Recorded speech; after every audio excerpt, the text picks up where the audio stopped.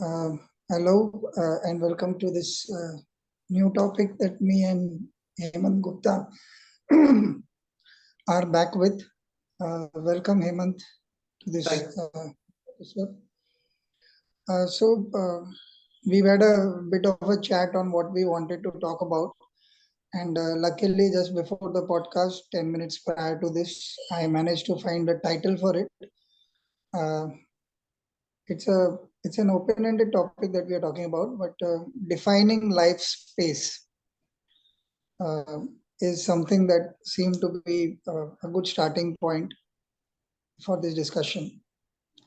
Um, so, of late, I've been lucky to speak to quite a few teenagers and some people in their mid 20s. Um, some of them students in school, some in college and interning in some places, as well as some who have already been working for a while and are either taking a break to study or continuing with their career.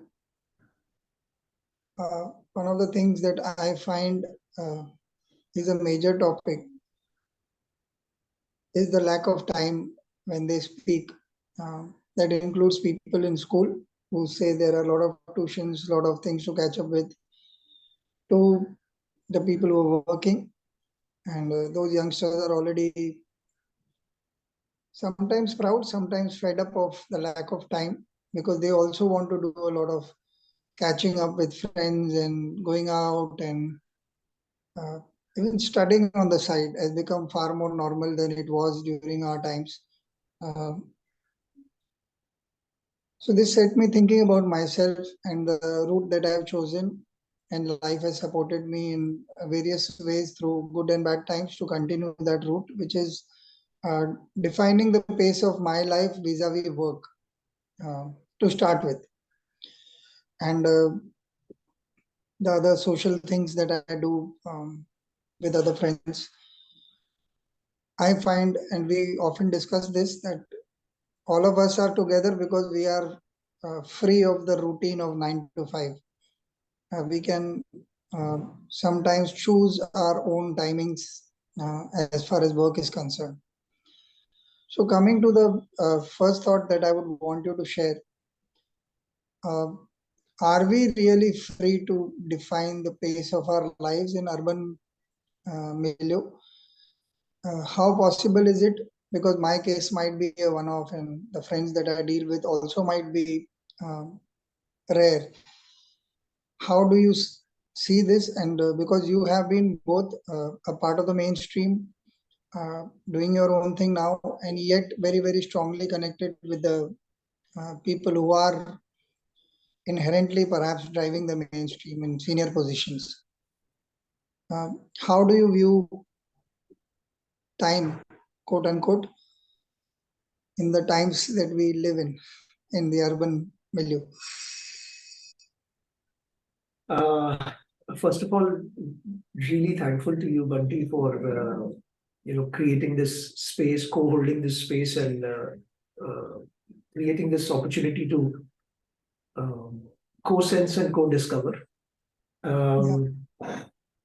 Let me first rephrase what I heard from you, and then correct me if I'm getting it wrong. Um, you laid out the background by defining the bunch of interactions that you've been having with people and the general, amongst many things that you must have picked up. One of the things that is standing out is the lack of time that people report, or implicit in what they're talking about the challenges is the lack of time. Yeah. I remember, when I began this journey in 2012, I came across an interesting book by Eknath Ishwaran. The name of the book was Take Your Time. And the book is an interesting read. Uh, it it pretty much sums up in a way what you are also saying, Bunty. And I will just try to invoke one more book that I came across. A wonderful soul and colleague of mine called Saurabh Garg gifted me a book a few years back called Silence. It's a wonderful book. I would recommend both the books for people who are interested. And Silence actually talked about, I think in a way it is trying to speak to the same ecosystem of concepts that you invoked.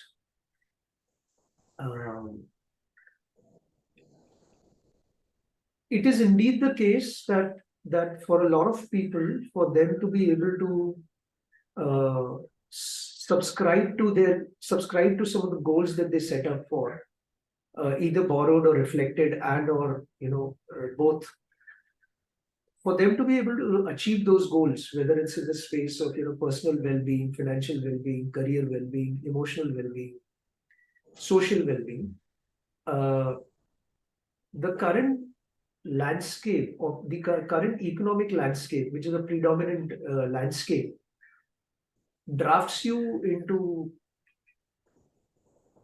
being part of a global assembly line, if I may use that word. Like we have in factory, we have an assembly line, right? Different assembly lines doing different kind of value add or tinkering with the material, and then it goes to another place, and then it's either becoming a part of it in some way, and then it's going to another thing, and eventually get a final product. I think we are right now in a global assembly line. There are a few challenges with the existing assembly line in the factory or the industrial assembly line. Three of them actually are very, very stark in terms of challenges. One is we're dealing with large-scale intangibles now. No longer we are creating anything with hands and legs and creating something which is tangible and coming and exchanging them. We're largely dealing with conversations and opinions and judgments and who's right or who's better, insights. All of them fall in the rubric of intangible. So we're dealing largely in intangibles. Second is inter-subjectivity. What may be easy for you may be difficult for me. What may be achievement for you may be non-achievement for me. So we deal with large-scale intersubjectivity. And third is atomization. Atomization is the sheer number of people we interact, the sheer number of products that our homes have today are far, far, far more than ever in humanity. In fact, there is an interesting researcher called Dunbar, Robert Dunbar, if I'm getting the name right. He came up with an interesting concept of Dunbar number. Dunbar number is a number where at different scales of the number of humans in a community, he goes on to define that what's an optimal scale that we are built for biologically. I mean, I'm oversimplifying what he's saying, so pardon me if you have a deep read of the concept, but I'm just trying to lay the concept for a layman. He says that up to the number of 150 people in our community, we could have healthier relationships. Again, with each of them, they would be different, right? Some would be very intimate. You would share a lot of things. And some would be more transactional. But 150 is the number that he came up with, that over a period of time, communities that had closer to those kind of numbers would slightly more tightly knit or slightly better off in terms of adaptive competition and adaptive collaboration. The moment you go beyond that number, it becomes challenging. So two things to sum up what I'm just trying to lay the ground. Yes, the economic landscape currently, which is a predominant landscape, drafts us into a global assembly line. B, the nature of our occupations, our work, is largely carrying elements of intangibility, intersubjectivity, and atomization, which are small parts coming together. And third, if research of Dunbar were to be true, then we are wired for smaller communities, for the density of interactions over a longer period of time, so that we have adequate behaviors of each other to sample from. Of course, for every statement that I make, there could be a contradictory statement. There could be some equal arguments that could be put there too. So that is where I would first lay down the context that we live in right now. And this context, if our goals, if we have goals of, as I said, personal well-being, social well-being. Now, these 5 elements that I'm talking about, I think is coming from Gallup as an organization. They have a 5-factor index that they call the well-being index. Personal well-being, emotional well-being, physical well-being, emotional well-being, um, career well-being, financial well-being, and social well-being. So if we have certain goals to achieve in these well-being spaces, and we come into this context, then of course the current times are constantly, putting huge demand on an individual to be constantly in the mode of being more reflexive. So you would have a lot of mindless consumption, a lot of draining conversations, a lot of misunderstandings, or you would have blind following, blind allegiances, uh, blind goals kind of thing. So I'll just rest it here and tell me if I'm on course or if it's confusing, you agree, disagree. I'm still gathering what you said. One of the things that did come to me was that while one does lay down the context very open-endedly, the specifics that you get into uh, are needed to be dissected much deeper for us to understand what is at work here. Um, would you want to continue a little more before I respond? Yeah, I think that would be great. So I'll again invoke one more book that I came across some years back called Thinking Fast and Slow by 2002 Nobel laureate Daniel Kahneman. As the name suggests, the title suggests, Thinking Fast and Slow, the invocation is that on an ongoing basis, if each of us do not have practices of pausing, slowing down, having pit stops, like pit stops in Formula One, racetracks, if we do not have those timeouts, uh, then we would be invariably operating out of our habits and biases and tribalisms. While there are adaptive aspects to habits, biases, and tribalism, sometimes they can run its course, and we may be on the wrong side of using them in our interpersonal relationships. So whether you look at it from the angle of the context, outside it, where you survey the landscape that we live in, the times we live in, and then we want to come back to the individual, or you start off with the sale of self-help book. So another way to look at it is the inside-out approach, from the individual outside to the context. The sale of self-help groups, sale of self-help books have gone through the roof now. The number of people subscribing to gurus and retreats has gone through the roof now. The number of people signing up for psychological help, emotional help is going through the roof now. The number of people who are having challenges in families, families breaking down or family dysfunctions are again going through the roof now. So whether you look at it from the outside in context and how it is placing demand on the individual, or you look at the pathologies of these things, or the indicators that these individual pursuits of self-help books or gurus, retreats, dysfunctions, I think all of them indicate that that an individual today will need to have a set of practices, experimental over a period of time, iterated over a period of time, to indeed have uh, a balance of slowness, pauses, as much as the person wants to speed and start a lot of things. So I call it the 4S model. The 4S model is slow, speed, start, stop. Slow, speed, start, stop. So in whatever we are pursuing in terms of our actions, or even as I speak with you right now, Bunty, I can be watchful whether I'm speeding this next sentence or slowing it down. Or what did I start with my last sentence? Am I on track with what we were discussing? Or as I would do now, zip it and ask you to intervene. Stop. Okay. Um, I have a completely different question, not related to what you were saying, because somewhere during this I realized there was another very deep question, which is perhaps linked to the main topic. Is has happiness become so difficult to define that it is influencing the pace of our lives in manners that make us fearful of accepting the truth that we are not happy?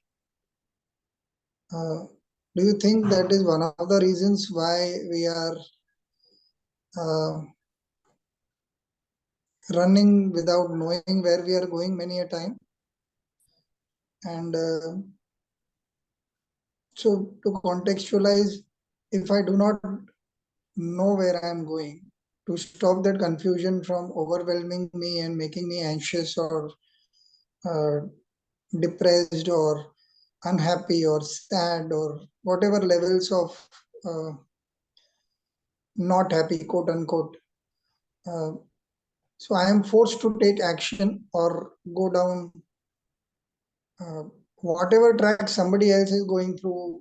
Because I also find sometimes this, oh, I want to live my kind of life also means that we will go at, I'm finding people going to gym at 11 in the night. Uh, Luckily, I stay in a building which is right opposite the gym, and a lot of my own neighbors sometimes are picking up bags and going before dinner, after dinner, during lunchtime, after lunchtime, and I am sometimes I'm taken aback because there used to be a pattern when we grew up to things. Not to say that this is right or wrong, I am unsure because I am not really well read or educated on that front vis-a-vis exercise. Just the fact that we have started choosing times which were earlier not being chosen. So I find people jogging at 2 in the afternoon. All kinds of things are happening which I cannot fathom. So is it possible that individually, while I love the context that you gave, I loved it far more when you went from inside out saying as an individual these are things that we are making choices, and that is what led to the question. As a person, when I do not know how to be happy, then or even I am afraid of that question, I'll end up doing, oh, Hemant calls me for a podcast, let's do a podcast, at least next 1 hour is taken care of. Then I'm rushing off to lunch with another friend, or I have friends who keep being on the phone all the time. Like they're calling, they'll call you, they'll call me, they'll call somebody else, and we all know that this is happening. So is there something else at work also? I'm sorry I went off track, but it seemed to me very important to come back to uh, finding the layer beneath that earlier question, perhaps. Yeah. Tell me if I'm wrong, if you feel that. No, I think it's all integrated, Bunty, and I think it's again a beautiful invocation. Um,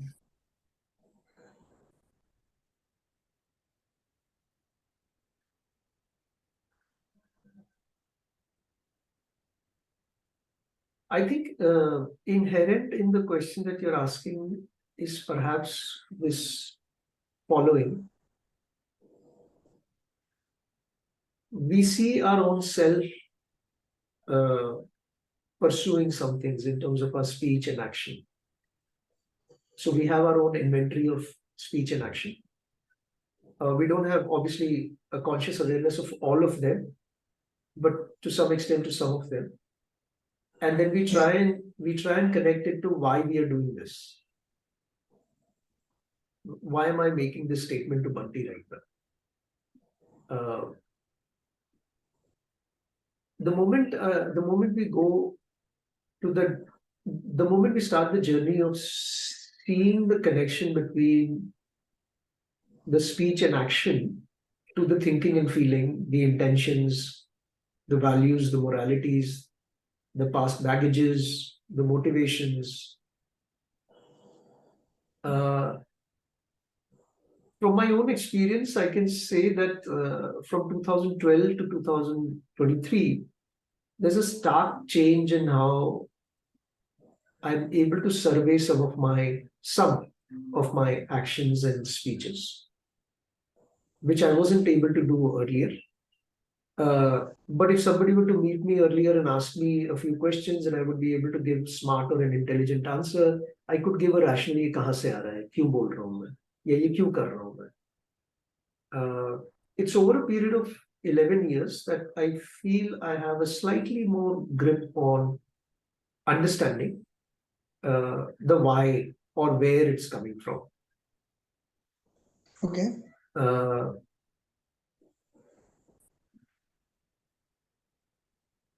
So from my own sense, I mean, if I were to just hold my own self into a laboratory or an observation, then my earlier thinking, feeling, speech, and action were largely reflexive, habit-driven, bias-driven, tribalism-driven, borrowed, or some, fueling certain desires, unreflected.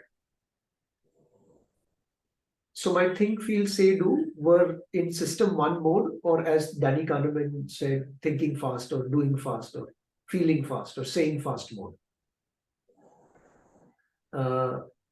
And if somebody were to ask, what am I going to gain from it? Is it that I'm doing all of this to gain something? A nod from Bunty, somebody liking this video, or somebody patting my back, or I feeling good, somebody is listening to me. Is that going to give me pleasure or happiness? Right? Now, again, in ancient wisdom, in both in Greek and in India, there's a distinction people have made between what they call as pleasure and what they call as joy stroke happiness. So in Greek, ancient Greek, they've called things that give pleasure as hedonic, largely hedonic, but things that give joy as eudaimonic. We come back to ancient India, there is Ananda Mimamsa, which is actually a commentary and a reflection on, in a way, pleasures and joy, the spectrum of pleasure and joy. And if we read that commentary very carefully and if we meditate on that, they come to a distinction between working for joy and working from joy.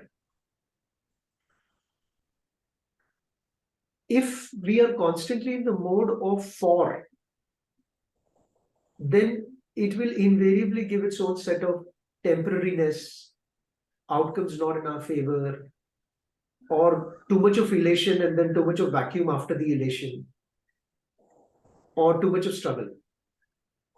But if you're working from joy, then both the action while performing of the action itself, and then whatever is the outcome, its acceptance or resilience is different. The texture is different. Now, for somebody to be able to mentally grasp this distinction, and then second, cultivate a set of practices to be able to achieve that over a period of time, it requires a discipline. And because we are not doing that, we are invariably working in the mode of working for joy, for happiness, for pleasure, and not from. And till the time that switch is made and a cultivation of practices is made, and we have a set of people who have those shared practices and shared values around it, it will be a difficult journey. It will be a difficult journey in both the cases. But this one might, at least in my case, it's a slightly better journey. I can testify for my own self, not for somebody else. So that's one invocation that is coming, Bunty. You want to come in on right now, Bunty? You want to say something? I love what you did there. That's a very fine distinction, and in fact, it led me to a very inherent connection that I was seeking between the two questions, which also leads to a third independent question. But I would want to lay down the connection. To me, that means if one is working from happiness, vis-a-vis working for happiness may drive you to do things which are sometimes which put you out of control, to use a term. So you are forced to make decisions which you think, or you are willing to compromise on other aspects to go reach that joy that you're seeking, because you are working for joy. Whereas when you approach the same subject from joy, and even given all the uh, other things being equal, so that same subject is being tackled and same amount of work is being done, same there's a tactical inherent difference, because then you get to choose the pace of how you respond, because your mind is relatively freer of the pressure of quote unquote for, and it leaves you uh, in a big sense of clarity about the whole subject, which may include you, or may, even if it stems from you, even then you are a little humble about the fact that you are part of a whole, that happiness is not solely uh, your concern, it is a concern of human existence, so to speak. That means you achieve the depth of thought because you are working from joy. There is a chance that you will reach there more, and your decisions, your actions, your speech, um, your thoughts will get colored by that. So that leads me to another question. Uh,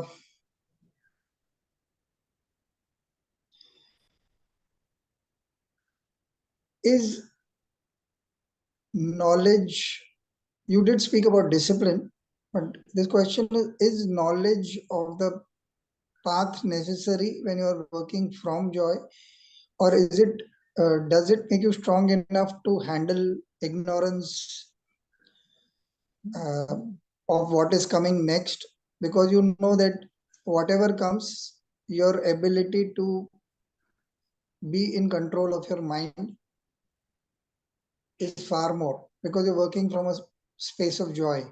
So you're not really concerned about setbacks and ability to lose time or effort, or that if I were to give a parallel, one of the rounds in the boxing ring, because it's a 15 round game. So if you lose 2 rounds while you're figuring out your life, while you are fairly in control of your mind, even if your body or your actions or your or the events surrounding it or the circumstances around it, or even the results that you were seeking do not come the way you thought. But because you are in a good space, you can define time a lot more in spite of the space you find yourself in. Um, so this is both the context and the question. Does it does working from joy make you easier to set the pace of your life?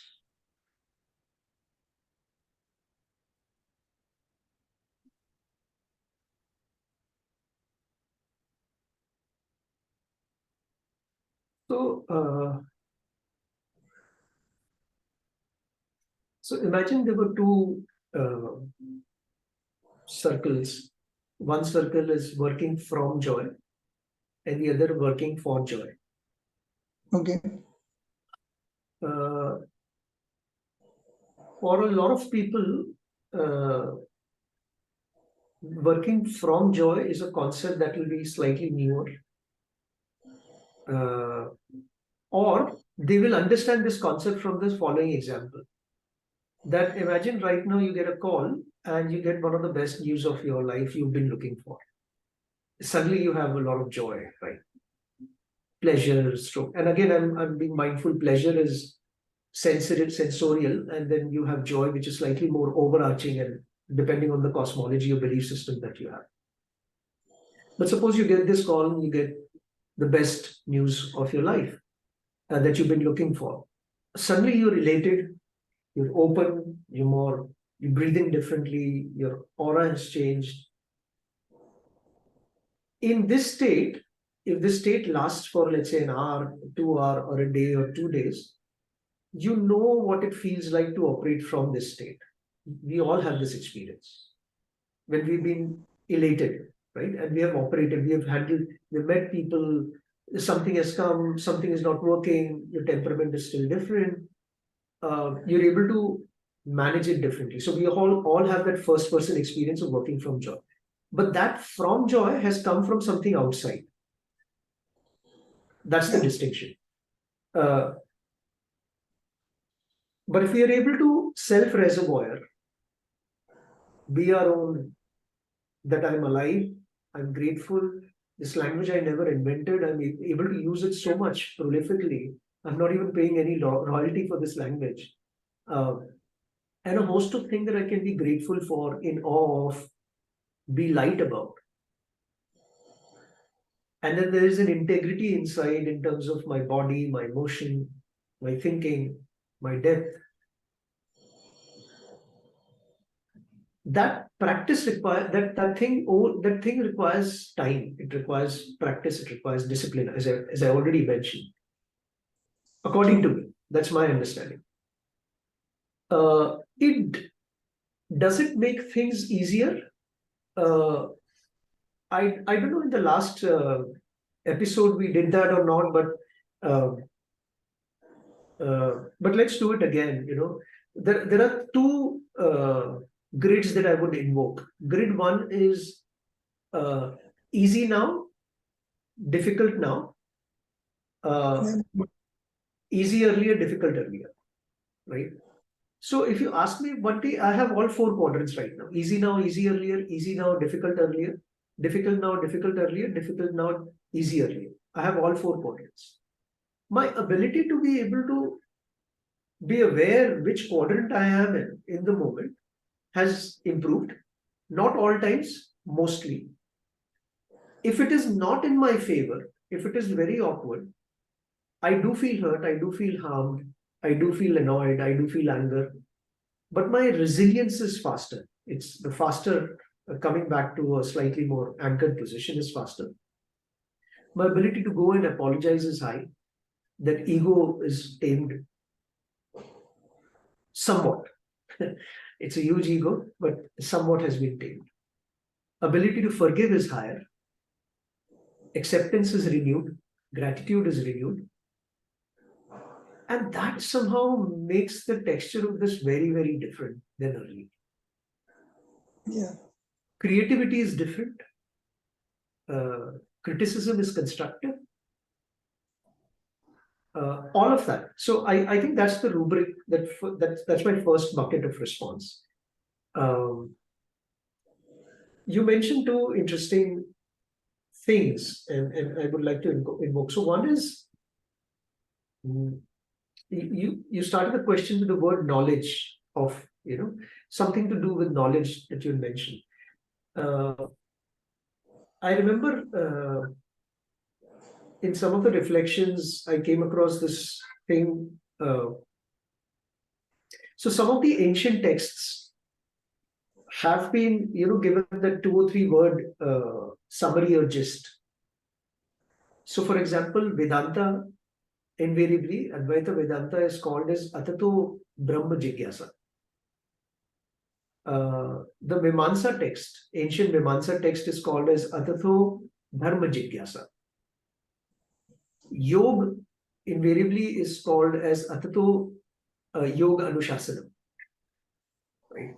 So if you were to just take a step back, we can actually look at Dharma, Arth, Kam, Moksha as 4 pillars and say some people are Atato Dharma Jigyasa, some are Atato Kam Jigyasa, some are Atato Artha Jigyasa, some of them are Atato Moksha Jigyasa.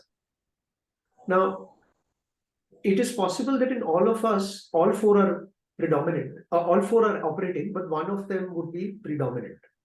Some would be working with the predominance of moksha. So moksha is held center, and then dharma, arth, kam is strive to be in service of moksha. Some would be very wanting to hold morality or righteousness very high, dharma, jigyasa, or order in very high, or overall order very high. And then they would like to have arth, kam, and moksha in service of that. Or some would hold wealth very high, or means very high, arth, and then they would weave everything around this. So that's the first thing. But unless we are aware what we are doing and we spend some time studying our own self, we won't know what are we over indexing for. In the moment, we may think our biases may throw up certain thing and say, this is what I want, this is what I like, this is all I am, or this is what I've been called for. We can come up with those rubrics, but it may be coming from system 1, thinking fast mode, not system 2, thinking slow mode or reflective mode. That's bucket 2. Bucket 3 is an interesting bucket of outcomes. No matter bucket 1 is in operation and bucket 2 is in operation, the outcome, I think the nature of reality. What is our understanding of the nature of reality? Under some belief system, and interestingly, some scientific research is now coming around. So, and converging with some of the ancient thinking. So when some of the ancient thinking talked about jatil, which is complexity. Jatil has this nature of not simple, not even more than complicated. It's not simple, it's more than complicated, it's jatil, it's complex. And now science is coming across almost similar thing from all the research around systems thinking and complexity thinking, or complexity science. And if we read very closely what complexity thinking, complexity science is saying, it's actually captured in the vocabulary, in the acronym called VUCA: volatility, uncertainty, complexity, ambiguity. Which means that outcomes are going to be volatile, outcomes are going to be uncertain, outcomes are going to be ambiguous. And then what we attribute that to is also important.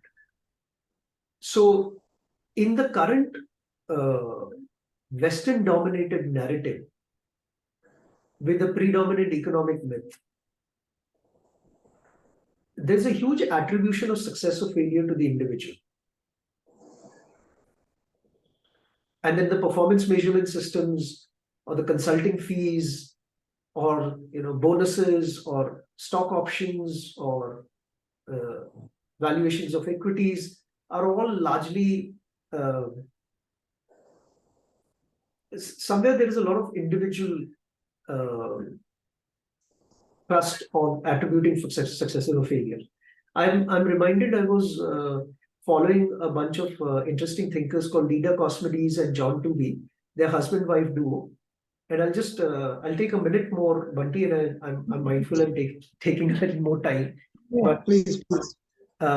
So both of them are considered as pioneers of a field called evolutionary psychology, which is a discipline that tries to understand the evolutionary basis of psychology of humans. Lida Cosmides and John Tooby, their husband-wife duo. I remember one of the talks that Lida was giving, and she said that American culture attributes success and failure largely to individual, and European culture, largely the ancient one, and some of them who are still carrying that culture, attribute success or failure to a lot to do with systems and fate. Now, it's important what we hold as our belief system. If we believe in the individual basis of success and failure, then obviously, if something goes wrong right now, let's say over this call, or somebody just comes in right now, we might over attribute it to the individual.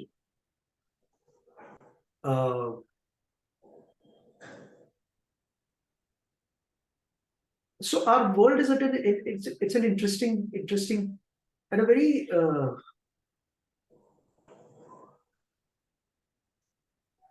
vexing place right now, because it is not possible to move ahead by not attributing it to individual also, but it's also not possible to say system is not responsible, people around are not responsible, or the norms and rules and incentives of the culture are not responsible. A very difficult, the word difficult is more effort is required, more experiments are required. A very difficult journey lies ahead of us for covering these three buckets, to first understand what they mean, and then take on individual self projects and group projects and community projects and national projects and international projects. I'll rest my case for now. But